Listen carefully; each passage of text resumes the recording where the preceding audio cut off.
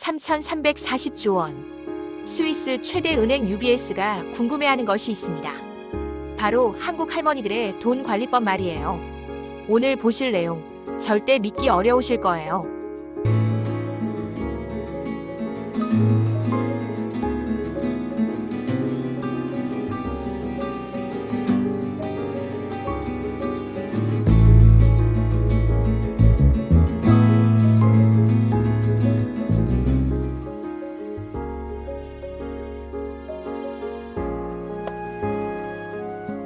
스위스 UBS 은행 들어보셨나요?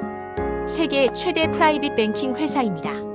관리 자산만 3조 2,650억 스위스 프랑이에요. 우리 돈으로 환산하면 4,500조 원이 넘는 규모죠. 한국 1년 예산의 7배가 넘는 천문학적 금액입니다. 이 은행이 바로 박정희 대통령의 비밀 계좌로도 유명해요. 계좌번호 626,965.6영디라는 숫자로 말이죠. 그런데 이런 스위스 금융 전문가들이 놀란 일이 생겼어요. 2019년 파이낸셜 타임스에 특별한 기사가 실렸습니다. 제목이 한국 할머니들의 예산 관리 시스템이었어요. UBS 본사에서 직접 연구팀을 꾸렸다고 합니다. 연구 대상은 바로 한국의 봉투 예산법이었죠. 이들이 뭘 발견했을까요? 한국의 가계 저축률 34.9%입니다. OECD 평균보다 무려 20%나 높아요. 특히 50대 이상 연령층의 자산 관리 능력이 압도적이에요. 이게 우연일까요? 아니에요. 한국 할머니들만의 특별한 3가지 원칙이 있어요. 첫 번째, 봉투 분리 관리법입니다. 생활비를 용도별로 나누어 현금 봉투에 보관하죠. 식비 봉투, 교통비 봉투, 의료비 봉투 이런 식으로요. 두 번째, 손으로 쓰는 가계부예요. 디지털이 아닌 직접 펜으로 적는 것이 핵심입니다. MIT 연구진이 이를 분석했어요. 손으로 쓸 때와 디지털 기록의 차이를 말이죠. 결과가 놀라웠어요. 손으로 쓴 가계부가 18% 더 정확했어요. 기억 정착도도 3배나 높았다고 합니다. 세 번째, 현금만 사용하는 원칙이에요. 카드 대신 눈에 보이는 현금만 쓰는 거죠. 하버드 대학교 행동경제학과에서 이를 연구했어요. 현금 사용자가 카드 사용자보다 평균 23% 덜 써요. 왜 그럴까요? 물리적으로 돈이 줄어드는 걸 보기 때문입니다. 카드는 숫자의 변화일 뿐이지만 현금은 실물의 감소예요. 뇌과학적으로도 다르게 반응한다는 연구 결과가 있어요. 현금을 쓸 때는 고통센터가 활성화돼요. 반면 카드를 쓸 때는 쾌락센터가 더 활발해집니다. 이 3가지 원칙이 바로 한국식 돈 관리의 핵심이에요.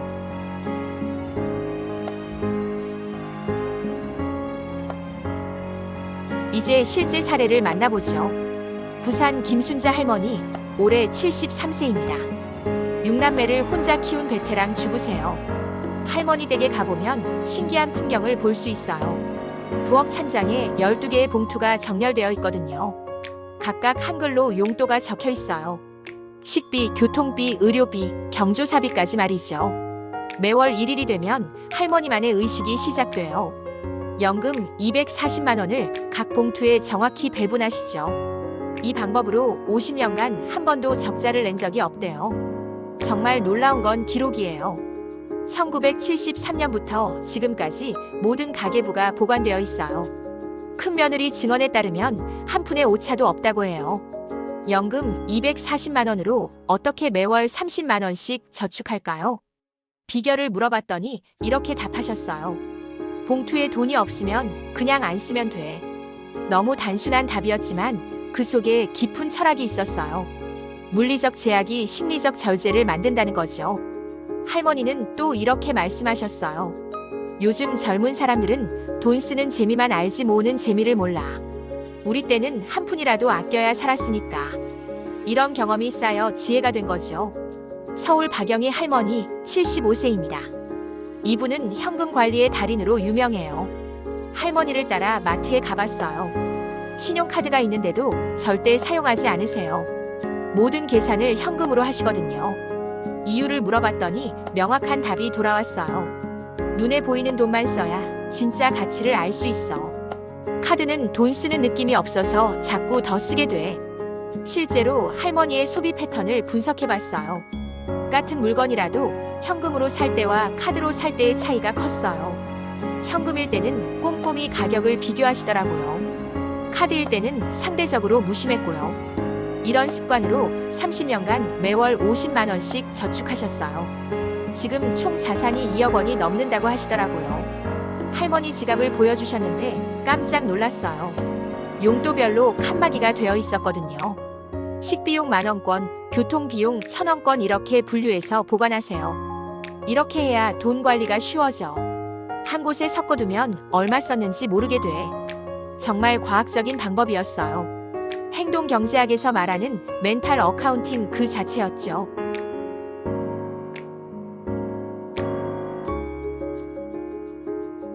그런데 정말 놀라운 사실이 있어요. 스위스 UBS에서 실제로 이걸 연구하고 있어요. 2020년부터 엔벌로프 버지팅 시스템이라는 이름으로 말이죠. 고객들에게 정식으로 추천하는 자산관리법이 됐어요. 파이낸셜 타임스가 2021년 특집 기사를 실었어요. 제목이 코리안 위즈덤 비츠 디저털 퍼넨스였어요. 월스트리트 저널도 경악했어요. 한국 할머니가 월스트리트 전문가보다 낫다고 썼거든요. 독일 도이체방크는 한 발 더 나갔어요. 코리안 머니 매너지먼트라는 교육 프로그램을 만들었어요.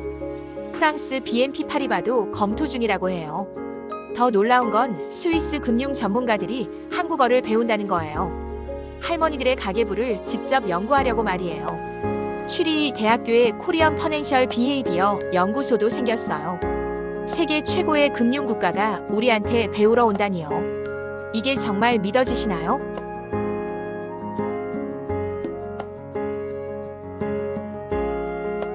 생각해보세요. 어려운 시절 한 푼, 두 푼 모으던 그 가계부가요. 이제 세계 금융사에 한 획을 그었어요. 보릿고개 시절의 지혜가 세계 교과서가 된 거죠. IMF에서도 한국 모델 전파를 검토 중이래요. 일본 니혼게이자이 신문에서는 무릎을 꿇는다고 표현했어요. 중국 최대 은행인 중국공상은행도 전담팀을 만들었대요. 이 모든 게 우연일까요? 절대 아니에요. 진짜 지혜가 세계를 움직이고 있는 거예요. 어려운 환경에서도 가족을 지켜낸 그 지혜 말이에요. 디지털 시대에 아날로그 방식이 이기고 있어요. 복잡한 금융 상품보다 단순한 봉투가 효과적이에요. 최첨단 앱보다 손으로 쓰는 가계부가 정확해요. 이게 바로 우리 어머니들의 힘입니다. 한 푼이 아쉬워 밤잠을 설치던 그 시절. 촛불 아래서 공책에 적던 그 숫자들이요. 지금 세계 최고의 교과서가 됐어요. 까다롭기로 유명한 스위스 전문가들도 고개를 숙였죠. 지금 보시는 분들도 기억하실 거예요. 매일 저녁 부엌 식탁에서 가계부 쓰시던 모습, 연필 끝을 입에 물고 계산하시던 모습. 그게 바로 세계를 놀라게 한 지혜였어요. 복잡한 금융기술이 넘쳐나는 지금도 마찬가지예요. 가장 확실한 방법은 어머니들 방식이에요. 손으로 쓰고 눈으로 보고 마음에 새기는 것. 이게 바로 진정한 자산관리의 기본이에요. 스위스가 4,500조 원 노하우를 자랑할 때요. 우리는 이렇게 말할 수 있어요. 그 노하우 우리가 50년 먼저 썼어요. 그 시절 당신이 만든 기적. 할머니만의 돈 관리 비법 있으시면 댓글로 공유해주세요.